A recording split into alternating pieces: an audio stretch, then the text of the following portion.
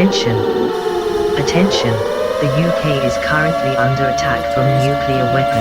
You have approximately 4 minutes to find shelter. Communications have been severely disrupted. This is not a drill. This is Yorkshire, God's own country, and it is on the front line of any potential nuclear conflict. Hey, heck! In this land of sheep, hills, moors, steam trains and more sheep, we now have a singularly space-age skyline. RAF Fylingdales. Hang about, that doesn't sound right. RAF? No runway, no planes, no pilots. The land is owned by the Ministry of Defence, but everything on it is owned by the United States Defence Department. This World War I and II military firing range was made into a key NATO listening post during the Cold War, and it was designed to detect intercontinental ballistic missiles. You mean nuclear weapons? Yes, and it would give a 4-minute warning of a nuclear attack. We can't even sup a pint in 4 minutes! Fylingdales would be responsible for targeting a retaliatory nuclear strike. Hang about, isn't Fylingdales all about tracking space debris?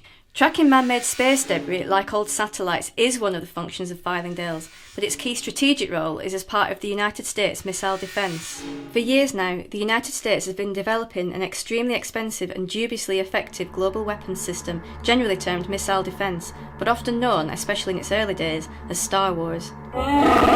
Yes, Chewie, we're angry at that too. This system isn't a defence, but is offensive. It's the shield that complements a US-led nuclear sword. It allows for the capability to make first strike attacks without fear of retaliation.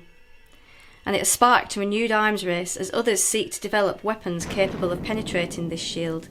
It helps the US achieve what they call full spectrum dominance, control of land, sea, air and space. So the Americans could fire a nuclear missile without any comeback?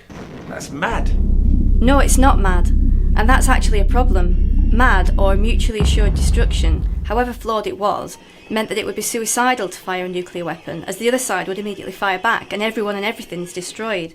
If one side has a shield and can therefore fire with impunity, this makes the use of nuclear weapons more likely. Something ought to be done about it. Here, take me pint. 1967, at the height of the push to get a man on the moon. There was excitement about space being explored for the benefit of all, but many recognised the potential for the space race to lead to a disastrous military conflict. Hence, the Outer Space Treaty was negotiated, stating that the exploration and use of outer space, including the moon and other celestial bodies, shall be carried out for the benefit and in the interests of all countries, and shall be the province of all mankind. The US Star Wars programme began the process of tearing up this treaty, backed by a compliant UK, who gave them this patch of the Yorkshire countryside. Now, things are even worse. The UK government is helping Trump realise his dark imperial vision to create a new branch of the US military, known as Space Command or Space Force. As the world marked the 50th anniversary of the moon landings, the UK was busy tarring the legacy of what could have remained a giant leap for mankind. They outlined a £30 million space programme, working alongside the US Department of Defence, adding space as a warfighting domain.